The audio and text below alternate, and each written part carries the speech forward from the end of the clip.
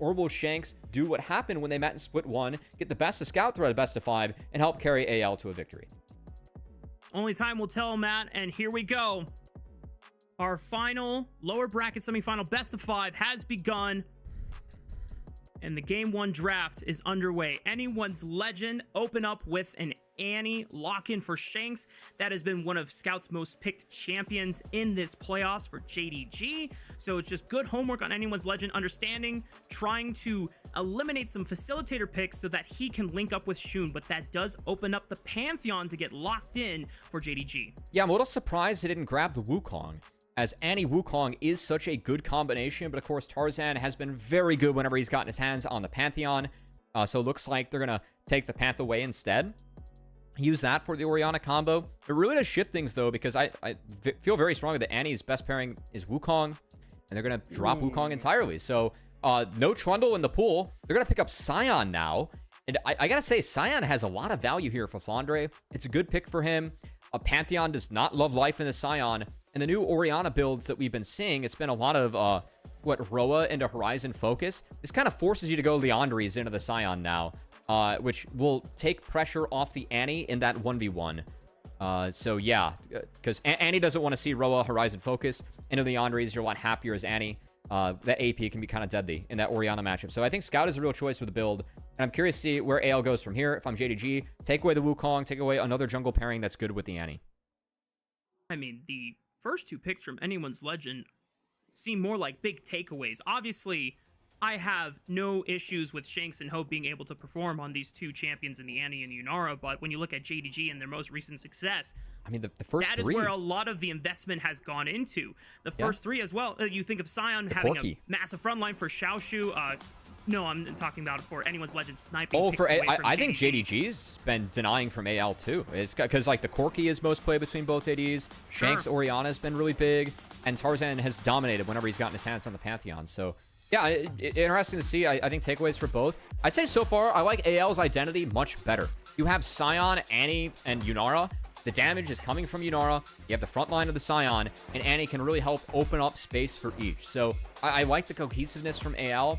Whereas JDG, I feel like Shun is kind of out of his comfort zone with the Pantheon sometimes. He is going to play more of a team-oriented, facilitator. You're strong early on, but then it's about using your ults, and if you don't use that to snowball the map, you will fall behind later on. I'm used to seeing Shun take stuff you can get up in the face of an enemy jungler. Pantheon wants to interact with lanes, less of that. So, yeah, a little bit of an identity shift for JDG. Yeah, that's the big downfall, right? I think Shun can definitely play the early snowball facilitator role well. The problem is when it doesn't go well for JDG, then this Pantheon champion just pales in comparison to whatever Anyone's Legend can lock in for Tarzan. That's why they drop the Wukong. They're not even concerned. There's so many champions that Tarzan can now go for later in the draft. JDG are not going to have a really solid front line since it's an Mbessa locked in for Xiaoxu. So now Anyone's Legend can double down on the tanks that they have. Leona locked in for Kael. That gives them more ranged engage and non-committal engage with that solar flare. And if Tarzan just locks in this Pompey, how does JDG ever beat this front-to-back composition if they don't get the early snowball? I really like this. I think that AL is a little bit low damage, so it's very important that Yunara gets going. It was interesting to see the Leona actually taken, though, by AL here. I think that I was expecting to see the Rel to feed into the Wombo combo with the Annie. I think Leona, though, against Pantheon, that 5 seconds stun, really valuable against Panth and Bessa. And also just having that deny from Corki. Corki utilizes the Leona passive so well. I wasn't exactly expecting to see the Leona blinded, but we have seen Leona kind of rising in priority, because with all the supports rushing Redemption, your W value and the health that you have on Leona, it just gets more mileage. With the W, decreasing the damage that you take, right? Redemption doesn't give you resistances, so the W kind of makes up for that by giving you some of that and the damage reduction. So yeah, interesting to see Kael grab it so early here, as we have seen Leona mostly be dropped in a lot of our games. Since Alistar was banned earlier in the draft, I can reasonably understand why Kael wanted to prioritize this support for himself versus some of the other options that were available. And I want to go back to the idea of non-committal engage. Outside of Sion, a lot of the tools that you have from both Annie and Leona, you can just fish you can single target, lock someone down, and if it looks good, then everyone can just spring forward and just go for the burst. If it's not good, they can just back off. They don't give any unnecessary advantages to JDG. They do have a multi-threat composition on their side, which I want to go back to the point that you made, that if anyone's legend does not get this Yunara going, they will be low on damage, and I think that is the only concern that they have for this game one. Yeah, definitely something to look out for, as I think a lot of eyeballs should be on Hope. Yunara, I mean, you have a Scion, Poppy, Annie topside. That's not the most damage on the planet. But yeah, I'm excited to see, dive into this one. Definitely have a couple of different looks coming from each of our teams. We'll see who can get the best of game one. This lower bracket semifinal is a chance to race to Worlds to get to that auto qualification spot. Let's hit the rift for game one between Anyone's Legend and JDG.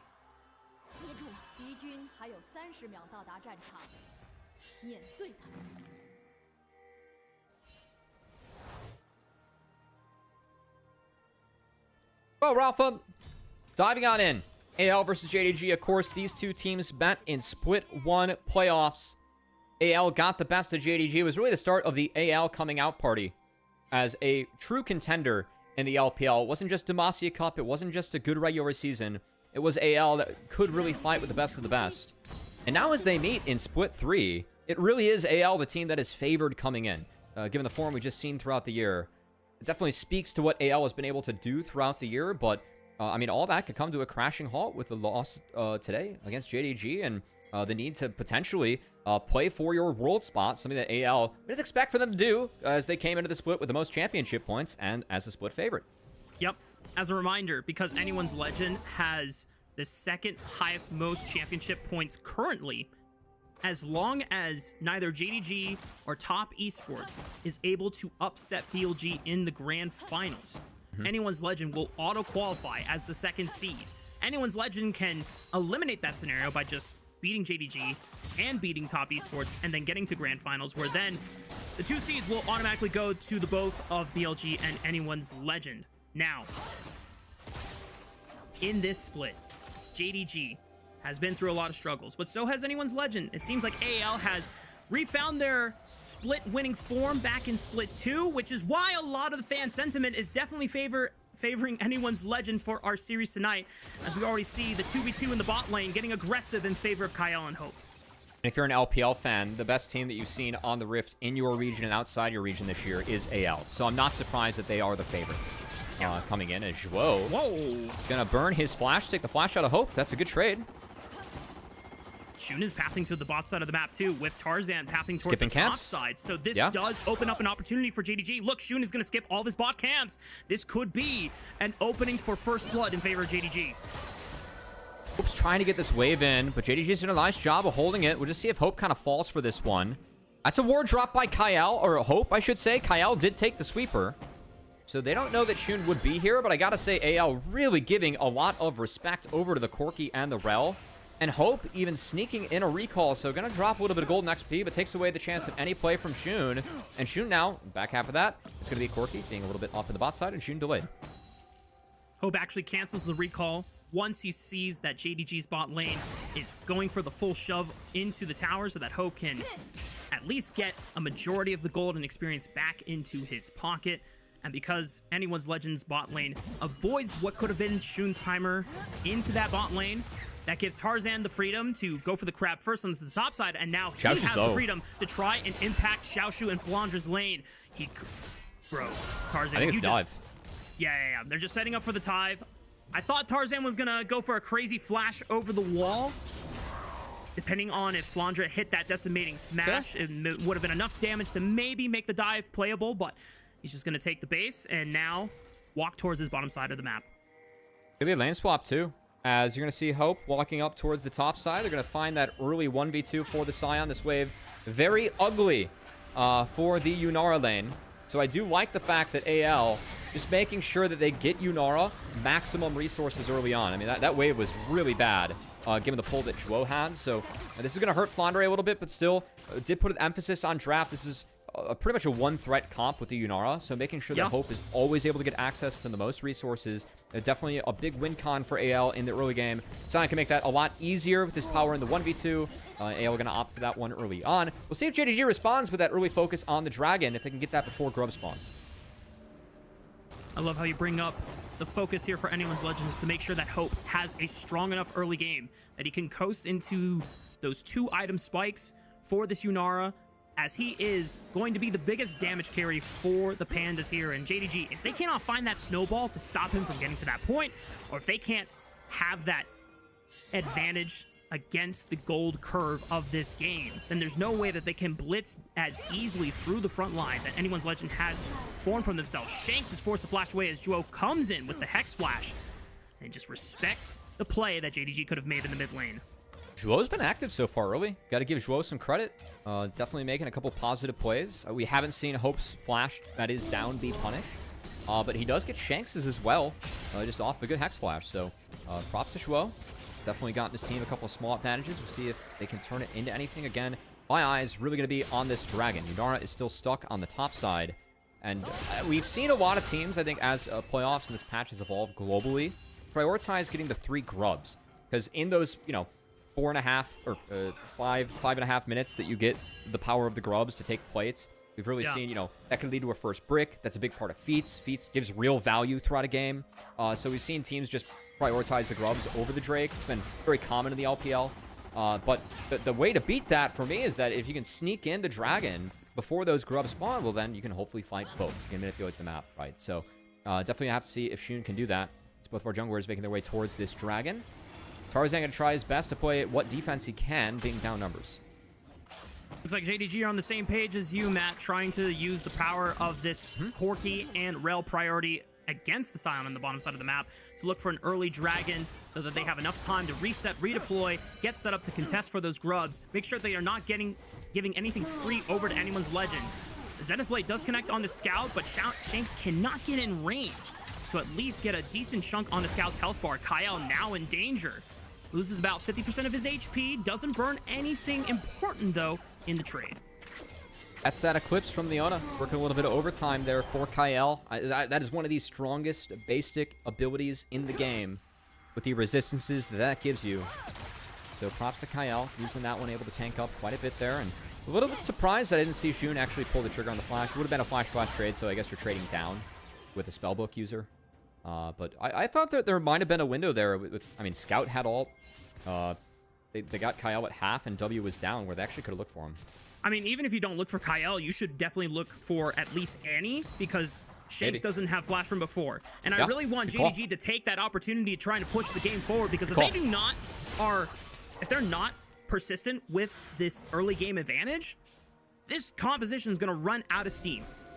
So we'll say the scaling of this game, it's interesting to me, because a lot of it is in the Yunara, and Yunara Yunara is a hyper carry. This champion does filthy damage if you're allowed to play and operate in the later game, but it is a pretty one-dimensional threat. Not to take anything away from Scion or Annie, but guys, it's Scion and Annie. Like, these are more supportive characters. Yes, they do damage, but not as much damage, especially as the game goes on. So I think it's very important that this game is played around Hope, just because his conditions need to be good for AL to win, whereas JDG, you have Anfessa, you have Orianna, you have Corki, you have plenty of damage coming from multiple sources. So I think that remove Hope early from any fight, kind of regardless of scaling, that's a fight that JDG can win. Hope is currently relegated to the mid lane, trying to come over and contest in the river alongside Kael. Zhuo is the first one to at least answer. Solar Flare misses. Decent slow onto multiple JDG members. Kael goes in, forces Shun to flash away. Peyz holding the line against Hope as he goes transcendent. And anyone's Legend is able to show enough force in the river to force JDG away from the grubs. It's a 2-for-1. I think a big part of that is support 6. Kael had level 6. Zhuo did not. So yes, the Solar Flare missed, but it was still... I mean, that's slow. The passive being proc, that damage coming out from Hope, it was enough to actually get a 2-for-1 advantage. And, of course, JDG, I mean, they had the 2v1 bot side early on. They did not use that to try and pressure a Dragon. I do think that AL did a nice job of playing defense against that play. But with that kind of failing, JDG's behind, and Shun's looking to change things. 3 people bot. Xiaoxu cuts off the unstoppable onslaught. Flandre, can he get the flash over the wall? He does it, and JDG can't follow up. The public execution is out of range. Flandre makes the escape. That's a big one for AL. Flandre has TP, so he can TP back down there like nothing happened. JDG has to hit the Dragon on this wave, or else their window's gone, which it already is. They're looking mid, but Zhuo still is not 6, so that big Rel power play of the Flash Magnet Storm is not available. And Tarzan now can pressure the top side. His Scout's low, and he might get dove. Oh. Okay, well, Tarzan is going to give Scout a freebie. He says, I don't want to even mess around with the possibility of a dive. I just want to give free plates over to my team. Droll arrives to the top side. Goodbye, Still anyway. level 5. No Magnastorm available just yet. JDG support has been without an ultimate for the past 4 minutes, while Solar Flare has been available for Kael as he cast it a second time this game. The Shockwave hits 2 members, Tarzan and Kael. A little bit tankier than JDG would like to deal with. They're trying to continue the play. Tarzan slams Schwo into the wall, forcing him to flash over. Xiaoxu can threaten. He picks up first blood onto Tarzan's Poppy, and now Shanks and Kael are in trouble. But Ho comes over the wall, but he's isolated. He's all alone. I don't think that's the play you want to go for. Hope loses his mind, and JDG reap the rewards as they find 3 kills in the aftermath. Oh my god, Hope just looked like he lost all hope as he walked into a 1v4 and transcended into a gray screen. As I don't know what Hope was thinking there. We did have Shun get soloed out by Flandre in the bot river as chaos erupts around the map. But it's AL, I think, overstaying in the top side. Once you use that Keeper's Verdict, you are playing to deny the wave. There's a world where you are able to get the TP out and retreat. I think that Kael, you can walk away from him after this happens. Like, just walk out. I actually think that AL could walk out here. They played into the Shockwave. Scout is missing the wave, but they played a very long fight. And yeah, wait, no way the dragon was stolen. Okay. He doesn't have... Okay. Okay, thank God. All right. All right, it's not extreme disaster. It is a JDG winning play overall, but that is Shun falling. Guys, it is already game 1, and the cart has fallen off the rails. We're already in for a banger of a series. Dude, we got to lock in, man. We didn't track who actually got the dragon. We were both, like, panicking. Like, wait, it's below 600. It's below 900. There's no smite. What is going on? To be fair, we were so absorbed with what was happening topside, we didn't get a chance to register who got the dragon. Not to be fair, we're pros. We got to lock in. Big match, Raafaa. I mean, JDG and Anyone's Legend also got to lock in. Both of them are showing a little bit of nerves coming into this best of 5. We'll say the big benefactor after that last skirmish, Xiaoxu, 2-0-1. Eclipse already in the inventory of the Ambessa. Getting ahead of the curve in this matchup can be big. Xiaoxu did opt for the Eclipse. That's going to help with the trading early on. I think that the unique passives of the Cleaver, the Shojin can mean more later on, and you do delay those items as Cleaver is necessary into a Scion, Poppy, and Leona game. That said, I mean, Pantheon can pick up the Cleaver. You have a lot of armor shred from the Corki. So kind of curious if Xiaoxu skips over that one. Usually in the Scion matchups, we do see it. But I think given the Pantheon with the Cleaver and given the Corki E-Shred, I think he's got a choice to actually skip over that and go Shojin next. As long as he communicates and coordinates with his teammates on who is getting armor reduction for the team, then JDG can definitely make that choice. Now, we are approaching Rift Herald in the next couple of minutes. Same thing with the second dragon of the game because it has been delayed for so long. Right now, Xiaoxu feeling pretty damn good in the laning phase since Flandre has yet to complete a full item for himself. He's just sitting on components. Nice thing about Sion is that he can at least endure the storm here. And JDG trying to think if they can punish anything from the side of Anyone's Legend since Shanks did lose his flash in the trade on the top side. Oh, great! Flash by Tarzan! Steadfast Presence cuts off Peyz in the middle of the Valkyrie! That's the AD carry gone for JDG. That's a good reaction there by Tarzan as the 2 prolific players that we highlighted going into this match. It's Tarzan that gets the best of Peyz in their first altercation. He knew that Peyz had no cleanse and no flash from the topside scuffle. Shun looking for the Grand Starfall onto Flandre, but Flandre this time just walks out. There's a world there where I think Flandre could have maybe pressed R, kept Shun under the turret, gotten the flash out, would have maybe died the Xiaoxu in the public execution, but your zombie Scion with a Poppy that was rotating. I think making that one volatile, there was maybe an angle there for AL. But not the case. Instead, Flandre, with his jungler showing bot, it's just Shun bleeding the ultimate. Flandre absorbing both waves on the turret, and he remains ahead in this matchup in levels, and even if he's behind in items. And that's good news for Flandre, who has actually absorbed a lot of resources so far. And yeah, Sion is Sion. I mean, we don't usually talk about Sion as the game goes late, but he does stack a massive amount of HP, Raafaa. And I'm definitely looking out to see if that Orianna, it does go for the Leondaries instead of that Horizon focus. Good slow here by Hope. Great reaction here by Tarzan. No way for Peyz to outplay that one. Beautiful timing from our Split 2 Finals MVP in Tarzan. Returning to form that garnered himself as well as Anyone's Legend first domestic title in their history. And for JDG, you look at the jungle counterpart in Shun, he's not been having the greatest game on this Pantheon. Both of his Grand Starfalls have been either leaving room for more or just straight up disappointing. Yeah, I mean, both have been used on the Scion. I feel like that's something to question, as, you know, we've really set up that all the resources and all the damage for AL, it's in Hope on this Yunara. So if I'm Shun, I mean, I think it's worth saving these Grand Starfalls to, I mean, not snowball the already somewhat ahead Ambessa, and save it so, like, maybe you can find something more opportune to actually take down Yunara, take down the big carry that they know they're going to have to deal with in this game. Yeah. I mean, JDG had windows where Shanks had no flash. By the way, Shanks doesn't have, or his flash just came off cooldown again. So that's a window that was missed. Hope didn't have flash for the first 5 minutes of the game. Obviously, it was hard for Shun to really punish that because he didn't have Grand Starfall. But it just seems like JDG are not able to coordinate these attempts on the targets that they should be prioritizing. And Anyone's Legend has been given kind of a freebie in this early game where JDG should have been thriving.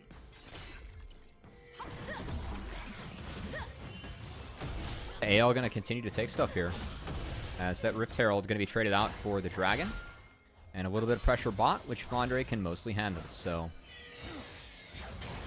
see what AL can get with this one. I gotta say, this is a game where you're playing Annie into Orianna. Definitely hard to attack that mid-outer turret. I would really like to see that Rift Herald used to try and break down that outer turret. In fact, if Tarzan drops it on this wave, they would still catch JDG with 2 bots still on the Dragon. So I think an insta-drop was just from Tarzan, as, yeah, he throws it down. That's going to come mid. Gonna get the crash. Doesn't take out the tier 1 turret completely, but sets it up to get knocked down here just from a few more auto attacks if Anyone's Legend can get some time.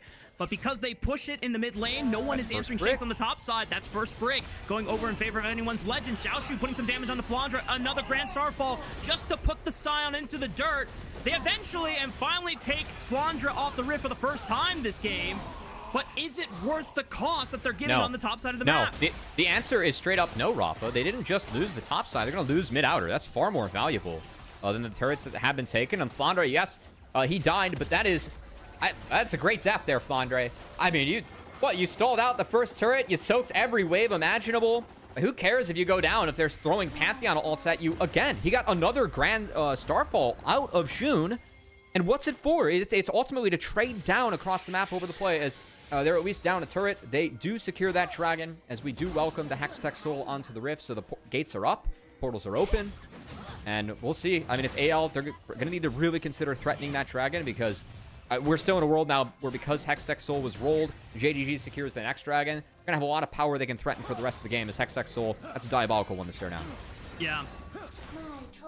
Not to say that I agree with what JDG have done this game and their decision-making to try and focus Flandre, but the only cope I can at least find, maybe for JDG fans who are also concerned and questioned, is, well, they got the 2 Drakes, but also by putting a lot of focus into Xiaoxu's lane, they've accelerated his 2-item spike. He is the one person that, off of a point-and-click stun or an engage from JDG, can follow up and eliminate Hope from the team fight. And if we talked about what the main concern for Anyone's Legends composition was, if Yunara's gone, then this team has no damage, as Tarzan is able to at least force a couple flashes here at the cost of his own 3-man Shockwave. Not that much damage from Scout. He hasn't scaled into that point yet on this Orianna, but he at least saves his life at the cost of this tier 1 turret falling in the bot side. Scout actually did something very weird this game. That is a very late tier picked up, as he's going for the Seraphs as well. So Scout's going for, like, the...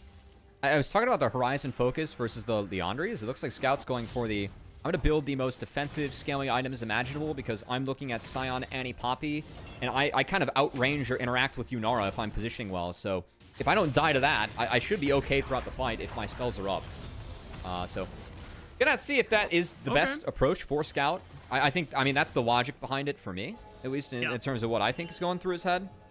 So we'll see. Definitely sets JDG behind a little bit, though, because that tier is not close to being evolved. We'll see if JDG's mid laner can accelerate the pace of that tier evolving into an eventual Seraphs. I mean, Otacon fight is probably AL favored, like, diving into this one, right? Like, you have Hope at 2 items. Peyz doesn't have that Miramani yet. Once they pull back up the scoreboard, we'll see, but Yeah, I think it's a tough one. Well, JDG, maybe they can force a fight and can burn some summoner spells here on the top side river before we get to the Otacon fight, but they're going to have to be a little bit careful because if they opt into the 5-on-5, it's no Muramana fully stacked up for Peyz, but at least a Manamune completed, so he's got kind of a 2-item spike here for the Corki. There's a redemption gap, too, on support. I mean, that is very significant around an objective like Otacon, too, given that redemption can... I mean, redemption can grant your team more than 1k effective health if used well. So... I really dislike this fight for JDG. The only advantage that they actually have is Xiaoxu, and I just don't think that's enough at this point. So I would love to see AL get feisty and really try and pressure this objective. I think bleeding out anything they can could potentially open up for an Otacon. That said, on the other side of the map, there is also the conversation about denying the soul point, which I think is very real for AL as well. So I'm kind of curious to see how each of our teams navigate this, because I feel like AL is the stronger team at the moment. So kind of where they throw their weight around here when they deploy on the map, going to be telling to what they feel is the stronger objective or the one that have to threaten more. And at the moment, it's Tarzan beelining towards that dragon. I think over the course of our Split 3 playoffs here, a lot of our LPL teams have learned that the Otacon is not the end-all, be-all objective. And intelligently, they haven't forced themselves into it, giving themselves up potentially for a turnaround to the enemy team. We definitely saw a lot of that earlier on in the first rounds of both the upper bracket as well as the lower bracket for a lot of these teams, which Anyone's Legend JDG had to fight through in order to get to this point. So to see them stalling that point out, Anyone's Legend trying to set up maybe a position where they can deny JDG getting on the soul point. JDG knowing that, though, they're swatted over this ward. They're trying to sneak this Otacon, but because of that ward, Anyone's Legend is going to know. Flandre has the TP coming off cooldown here momentarily, so he might be late, actually.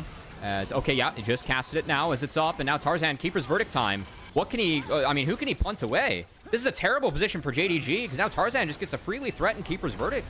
Nice disintegrate by Shanks, leads the stun, setback presence, cuts off Xiaoxu, and the man that JDG invested so much into the early game is the first one to drop. Dwo forced to flash away. Oh, the scout shockwave is desynced as Dwo had already ran away from the fight. They don't have an Orianna ultimate, they don't have a Magnet Storm, they are out of options, and Anyone's Legend completely run JDG out of the Otacon pit. That is a triple kill for Hope, the singular most important carry for AL, in a grim fight for JDG, one that we were looking at, Raafaa. Staring at the conditions, like, they're not the stronger team right now.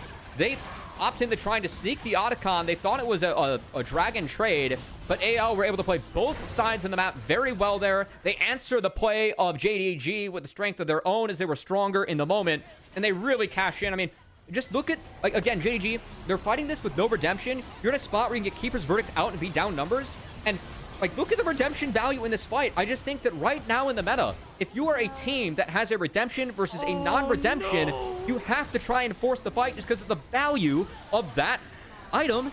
And AL, I mean, JDG were not positioned well. Like, I think the redemption didn't really matter in that fight even, but it's just the conditions that we see in the inventories that would really determine for JDG to, like, okay, we can't fight that, let's go play elsewhere. Well, they don't. They opt to make a proactive play themselves, and it's AL coming out of that, getting everything. They get the Otacon and the Dragon in that sequence. And now JDG are forced into farm and scale mode because that is their only hope of making a comeback into this game. The fact that they got the first 2 dragons at least gives them a window to stall, since Anyone's Legend is forced to take that off the map, but they've lost the Otacon. They've lost 2 grubs versus the 1 grub. So Anyone's Legend is going to have more pushing power when they get a chance to siege up onto these towers. And JDG is just hoping that Anyone's Legend does not close this game out faster than they can at least find item spikes back into this game. I mean, look at my Orianna, man. Like, one of these item spikes in it. You know what? I'm just going to force something right now. Shout out to our sponsor, prodiff.gg. I'm thinking about whether or not this is what I build on Orianna. You know what you can do? You can go over to prodiff.gg and improve your own game. Use code LPL10 to save 10% on Prodiff, and ask one of those mid laners that are 50 times smarter than me what they'd actually do in this situation, as it's probably not the build the Scout went for, but we'll dive in and see a Scout. That's the flash out, and I think that man's still dead. I'm not going to even cast that one because I already knew the end result. The flash was wasted as Scout doesn't even clear enough distance to get out of Anyone's Legend's hands. Are you saying, Raafaa, that was a pity play-by-play call I just got? Yes. Okay, well, pity prizes might be up soon for JDG too, so we'll see if they can do anything off of that, as AL going to cruise, take this mid inner turret, and the push continues. Camp's under threat, topside under threat. JDG have nowhere to move on this map. They're in full control. The Pandas now a 5,000 staggering gold advantage over JDG, a team that we were asking to see if they could press the acceleration of this game early before anyone's legend came into their stride.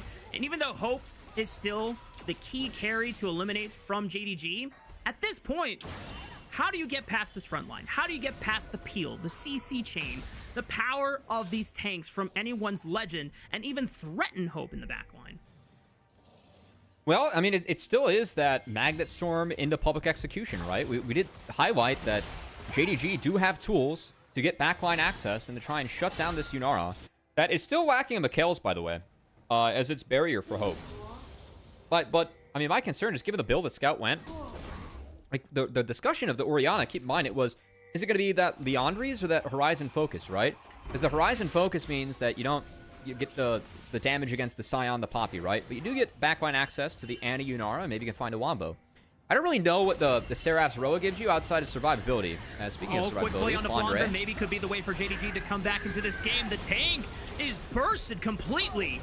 Jindong Gaming at least find a man advantage now, 5-4 while the Baron is up. Do JDG just want to go for the Hail Mary and start up this objective? They're going to look for the Grand Starfall for the first time. It's not on the Flandre. It's on to someone else, but it might just be 20 minutes too late into the game, as all they get is nothing from Shanks. He just pops the face rush and he escapes. They're stuck. Look at this. Flandre is up in 25 seconds. If they can keep JDG here, are they going to rip the Baron? I mean, if they do, I think they're signing up to lose the game, frankly.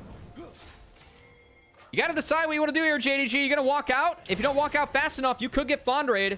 13 seconds away. He has TP. Speaking of TPs, Xiaoxu is looking for the cutoff point. Hope is isolated. He's only got Kael as a way to try and disengage. Hope has to use the Conmay steps to find his way out, but the public execution snacks and Tarzan buys some time with the step out presents. Oh. But JDG find the key carry. They can blitz through everyone else. Massive damage from Shanks with the timbers. He tries to incinerate them all to a crisp, but JDG are strong. They're persistent. They push through. Tarzan's dropped. No way! How did JDG bring this one back? I mean, Hope tried to play into that. He flashed to buffer the Panth W, but where, like, the line he flashed on, the public execution still connected. And that was like a 10-second window until Scion gets back and the map's okay. JDG somehow find a window. I think AL needed to give more of the map. I don't know why they played that mid-wave. All they had to do was defend Baron, wait for Flandre to come back, and then they can retake. Instead, Flandre trying to play spoiler. There's no smite on anyone from JDG. They have to focus and burn down the Baron. Is Flandre going to steal it? Scout secures it. Now everyone get the hell out from the side of JDG, but the decimating smash might make it difficult.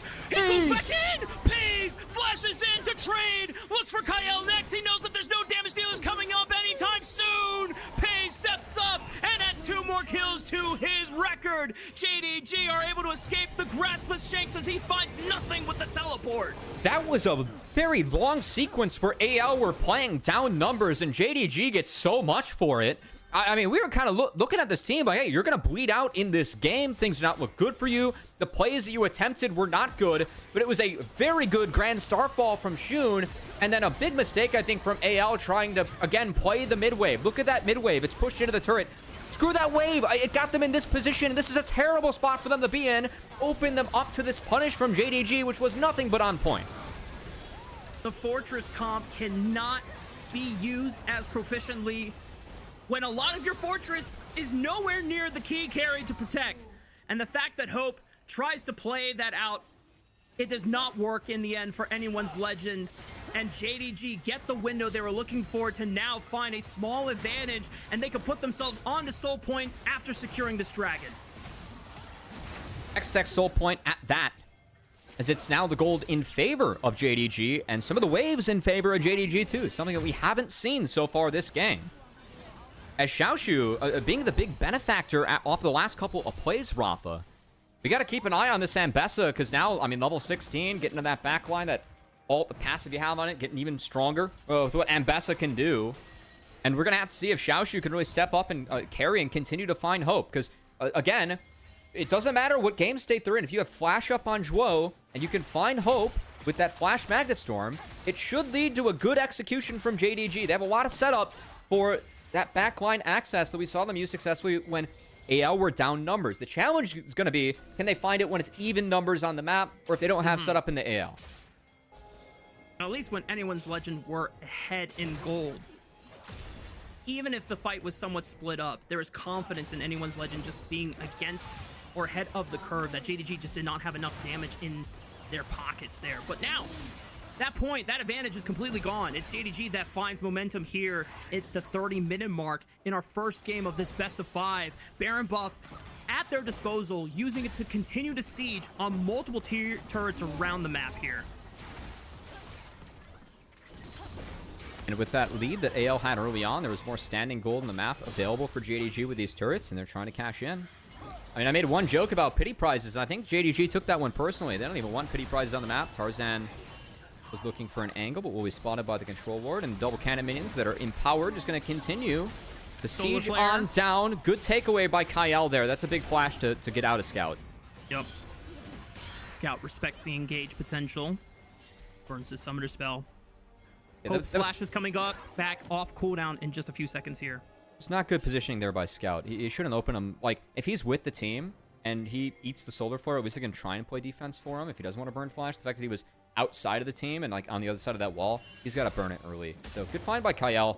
As Kael, I mean, we really felt like coming into this, if AL were going to win, it was going to have to be off of Tarzan and Kael, who is syncing up and being that jungle support duo that we know they can be from what they put up in Split 2 and what they did internationally. I think that in order to get back in this game, they're going to need that again.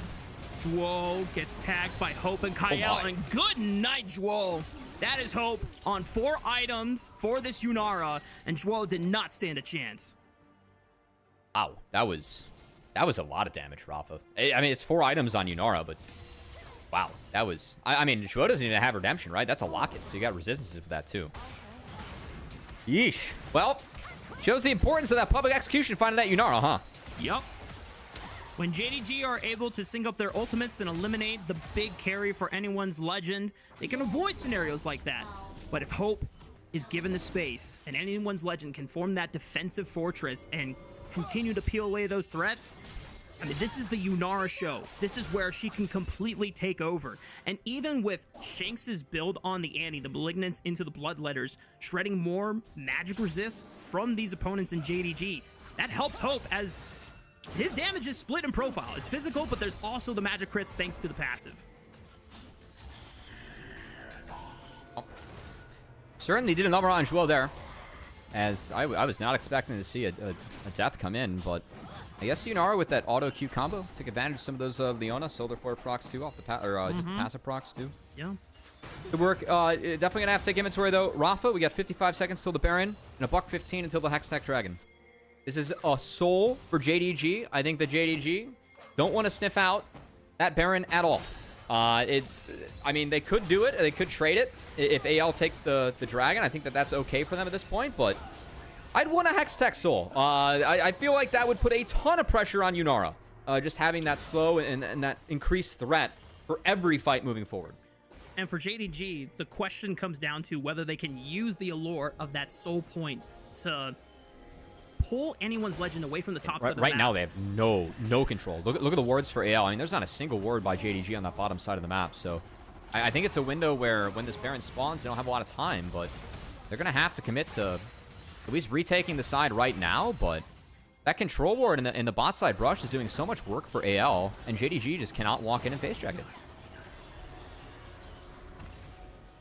Baron has spawned. Another 20 seconds before potential soul point spawns for JDG. Tarzan dodges out on the Q stun from Juo. Big thing to note here, Scout. Still no flash for this upcoming fight, but he has Seeker, so that is his one bailout card that he's got in his inventory. As the flash from Hope dodges a public execution from Xiaoxu. That's worth, though. I think that now you have a power play if you're AL, because that's such an important tool for reaching Hope. On the backside is Shanks whiffs. He missed the stun. The flash gets nothing, and he's taken out of the fight. And now Hope has to play Hope defensively over the wall. Big Orb of Ruin over. Juo is dropped. The Gia is going to get burned by Shun as he goes in for the flash stun, but Steadfast Preston stops him in his tracks. And now Tarzan is on the forefront trying to pursue Xiaoxu and push him away from the fight. Peyz and Scout trying to step up and see if they can follow up, but anyone's legend only drop one in exchange for 2. That was a very good fight for Hope. He was able to fight it from over the wall. So he was safe and just ripping damage as the front line was standing ahead of him. Scout hit a 4-man shockwave. Doesn't even feel like it over on AL. Oh, man. They're trying to hold the line. Be careful. Decimating smash. Hang on. Xiaoxu and Peyz doing a lot of work onto the tank. There's no Tarzan smite. has the smite advantage. Scout and Peyz see if they can try and seal it away, but Tarzan is clutch with the smite. 30 HP on that dragon, by the way. But Peyz might be in trouble. Burns out Scout. Xiaoxu now pressuring with the Hextech portal. See if he can cut off the retreat path of anyone's legend. Shanks has TP. And the next 3 seconds when he spawns, Xiaoxu's got to be quick. He has to slice and dice through them. Flandre forces to use the ultimate. He flashes away, but they leave Hope to die. He takes out one, though. Peyz gets dropped in exchange for Hope's life. That's critical that they took down Peyz. It takes away the push from JDG, as now the solo laners missed the ultimates. And JDG, they could have gotten so much more out of this play, Raafaa. If Peyz lives and those ults connect, that's a power play for JDG, but now they just have to reset. As AL gets away with a dragon, they can reset the map and honestly get away with the advantage unscathed. This game one is absolute madness, Matt. JDG and anyone's legend pushing each other to the brink. And we're not even halfway through the series.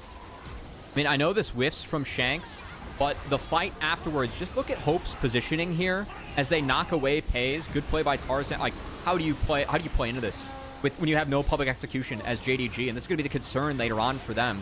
It's so important that the Grand Starfall, the public execution, or that Flash Magnet Storm can create some sort of wombo, some sort of pressure against this Yunara.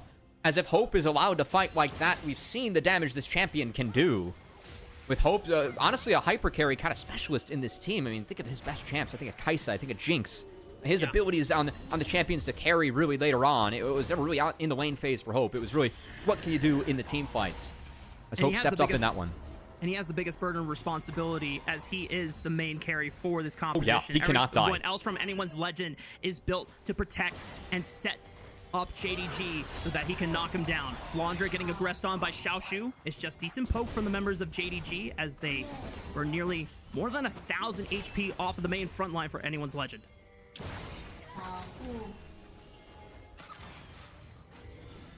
Well, AL, I mean, they have a sneaky blue trinket on the Baron that has not been spotted yet by JDG. I think that's why they really don't feel like they have to step up at all. Just kind of waiting on these soul furnaces to be just gargantuan from Flandre now, as he has so many stacks as this game has really gone late and still feels like it's on a knife's edge. Tarzan going to find Scout, who again is kind of off to the side, out of position. I don't agree with the setup from Scout. I think it's very dangerous being there in a few of these occasions. Like, you're Orianna, you want to play with the ball in front, threatening that and threatening the zone Hope. I know that he's looking for, I guess, angles or a shockwave, but this guy built no damage. I think you just have to group with the team. Try like he is now. I think standing off the side, you're kind of asking to lose a flash, lose out in conditions, the way that we saw AL deny from him last time. Scout gives up that left flank position as anyone's legend is able to finally step up into this jungle quadrant. They haven't been able to put any aggressive wards into that river choke point, but they are at least getting a chance to step up for now. Tarzan securing the blue buff for his team.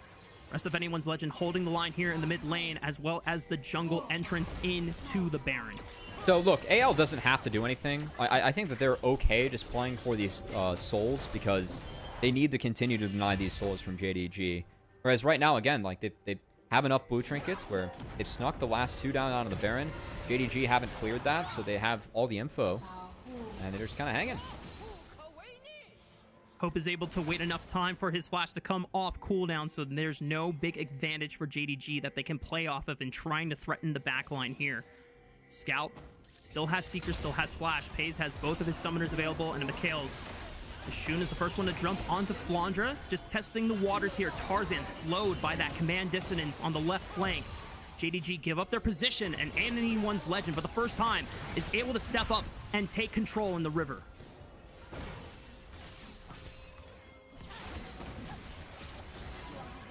JDG, I mean, they're sacking a lot of control around this dragon now. The only way to really take control back is to tickle the Baron and get AL to come into you. So can they find Hope, who has Flash back up? And that's the condition you're waiting to really fight on, as they found Xiaoxu.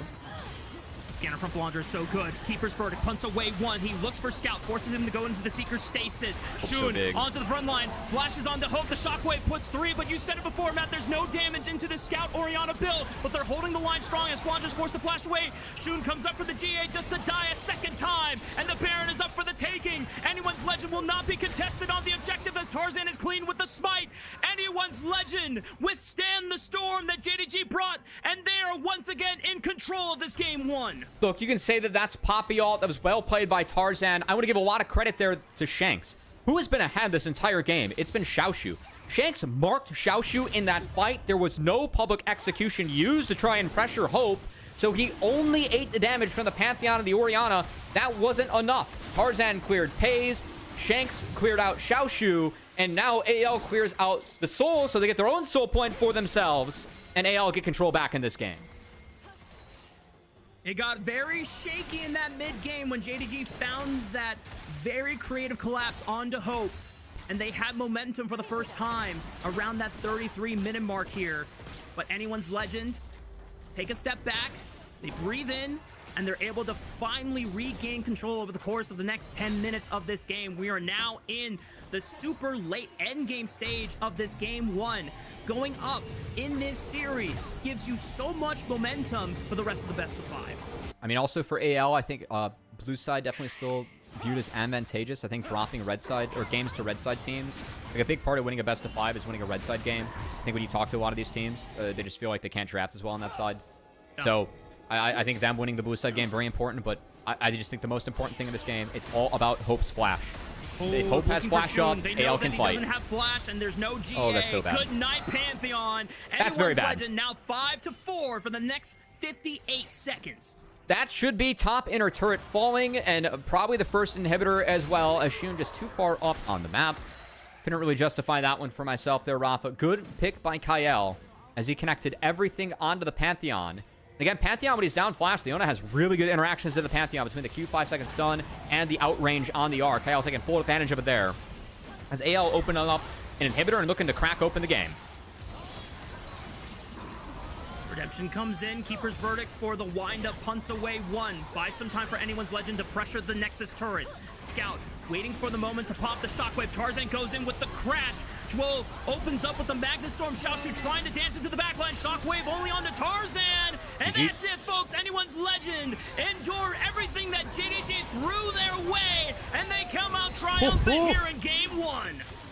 Big game from Hope. He made one oopsie early on, jumping into a 1v4, but the rest of the game, Hope was clean as they all come together to take game 1.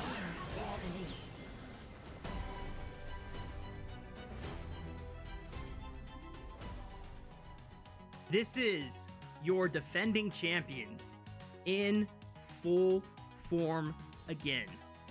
It got very shaky, and JDG definitely were testing their limits a bit there, and they challenged them in that mid game, but Anyone's Legend is a whole other beast, man. When they are locked in, JDG now staring down the barrel of a 0-1 start. Look, I think that for AL, I mean, they made some oopsies in that game, but they held strong. That's something that you can actually draw upon for the rest of the game. Like, guys, we played our late game really well, and that they did. I mean, they used the Poppy, the Scion, the Yunara so well in that game in order to just, you know, create a numbers advantage. Again, I really want to credit Shanks for peeling Xiaoxu around that Baron fight. The combo we talked about for the entirety of it, it was getting Xiaoxu onto Hope. That's the win con. If you are JDG, and the fights where we did see Xiaoxu get on the Hope, those were the winning fights for JDG. So by Shanks just stunning him, making life hard on the Ambessa, making it so that he couldn't reach Hope ever in that fight, I think that really changed the Baron fight. Once that Baron was secured, Yunara got too big, and AL ran away with the game. Yeah, it was a joint effort from him and Flandre. He's the first one to walk